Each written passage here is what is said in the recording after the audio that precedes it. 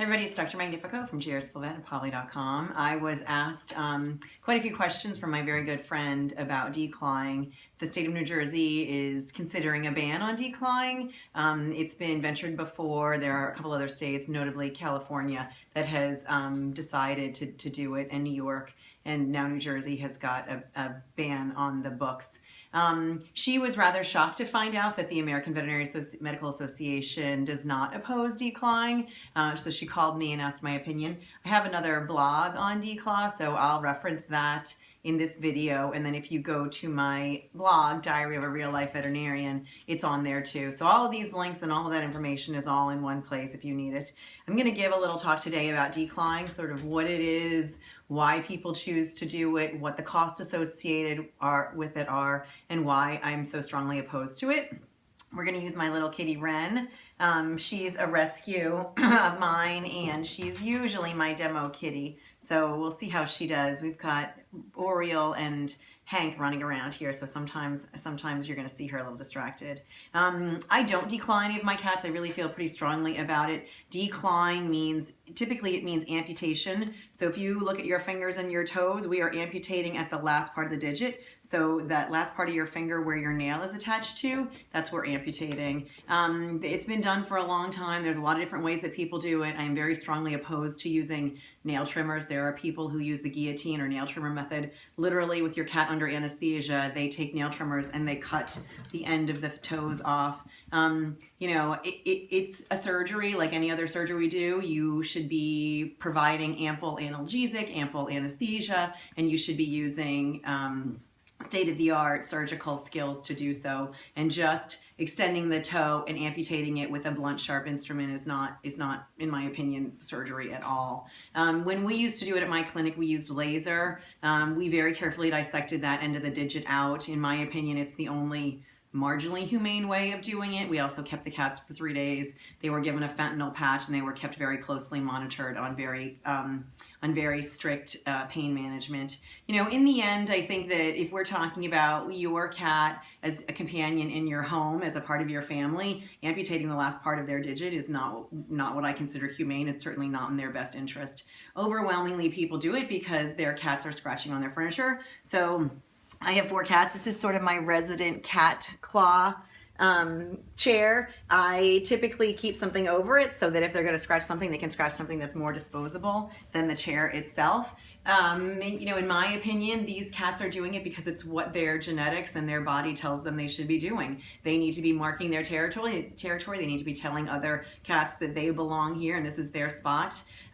Really, in my house, it's done most notably because they're looking for attention. So every time I'm sitting here or I'm somewhere, if they're looking for attention, they will kind of reach up, grab something that's right next to me, and they will kind of claw it. That's their way of really getting attention from me. I never discourage them. I never speak harshly to them. All you're doing is teaching your cat to be afraid of you. They really aren't going to make the association of you yelling at them while they're scratching something that you don't want them to scratch. All they hear is you yelling at them. So cats, unlike dogs, are very different as far as training goes. You have to provide them options and encouragement.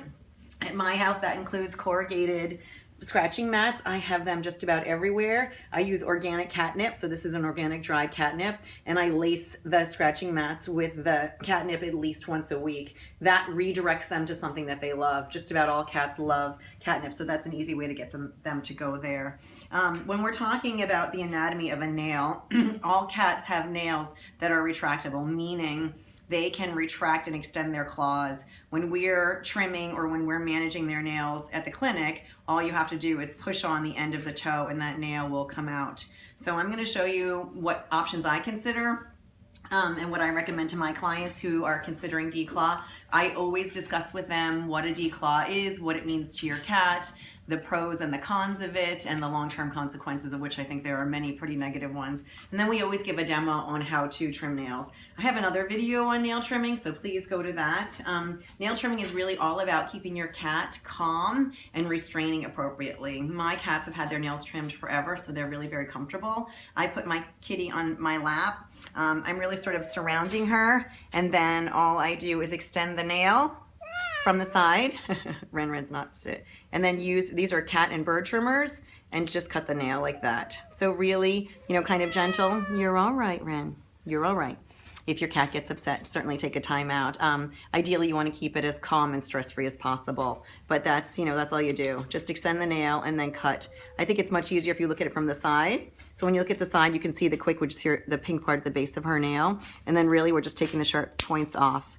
These are cat and bird trimmers. If you're really super lazy, because all of us are super lazy, you can use big old human toenail trimmers. Those are an option too. We'll use the other. You're all right, Ren. Always reinforce that you love them and you're here for them, and then just be gentle. For some people, it's definitely a two-person job, but same thing. You're going to kind of extend the nail and then look at it from the side, and then you can just cut the, trim the sharp point off. Remember, they have a thumb, so you have to come up here and get that thumb. If you really have a cat who's difficult and fractious to hold, the recommendation is that you use your whole hand. So I've got my whole arm along their spine. You're grabbing all of the skin behind the back of the neck while you keep your hand along the spine. And then kind of roll them over. So I'm supporting her head and her neck and her back, and then I'm holding her front legs. If you can do this, with a two-person job, one person's gonna be restraining the cat and the other one extends the nails. Don't let it be a stressful thing. If your cat's getting upset, just give them a little head rub, tell them that you love them, and take a little time out. The other thing that you can sometimes try is what we call the burrito method. So you literally wrap them in a towel, and there's lots of videos on that, and then just do 1 foot at a time. Don't be conservative. Don't grab too much of the nail. Be gentle, and don't let it be a stressful thing. But if you can get your cats used to being restrained and having these nails done routinely, it is a really good option to declawing. There are also things like nail tips. They actually look like fake nails that you can glue on the end of the nails, and that will reduce the sharpness of the point of the nail. They are shed about every 30 days, so you have to redo them quite often, but they're sort of fake glue press-on nails for cats. The last thing that I want to talk about is there is certainly a population of cats who really should never be declawed. If you've got a cat who's anxious, fractious, dangerous, lashing out at you, already unfriendly, and there are quite a few cats in the population who are very unhappy, declawing them to try to remove some of their defense mechanisms is going to make them a much angrier cat. I also never talk about declawing a cat who's about over 1 year old or in any way overweight. It is a pretty painful procedure. If you talk about cats, typically we're talking about front declaw.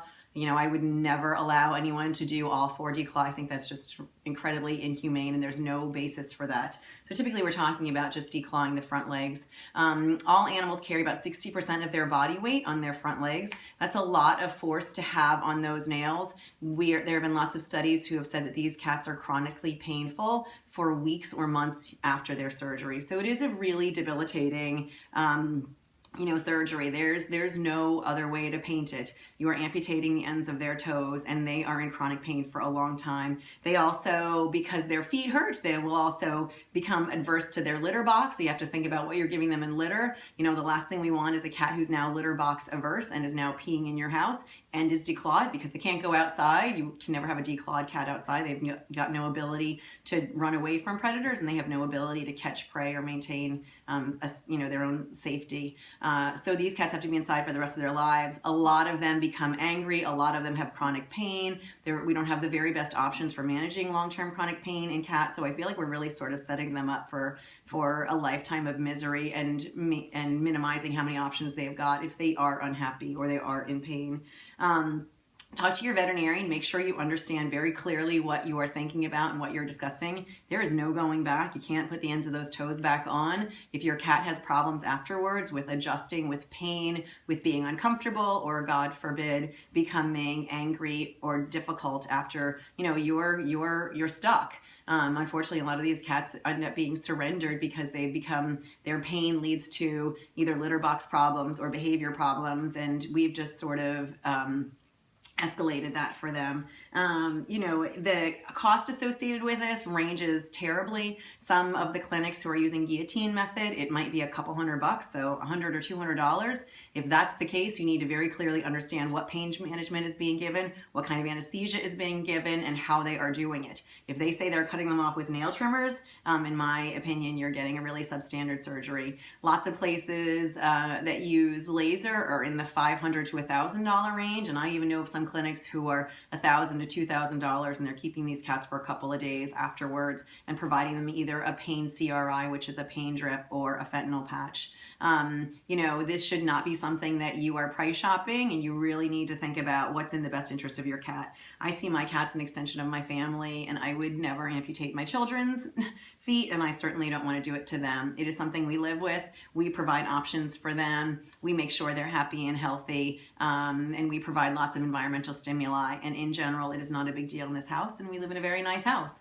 But I'm not going to hurt my kids, and I want them to have a long, happy, healthy life.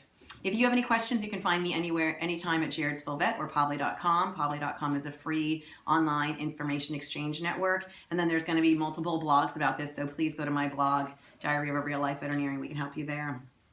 Take care of your kitties, and remember, they are part of your family, and their life and their happiness should be just as important as anybody else in your family. Take care. Thanks. Bye.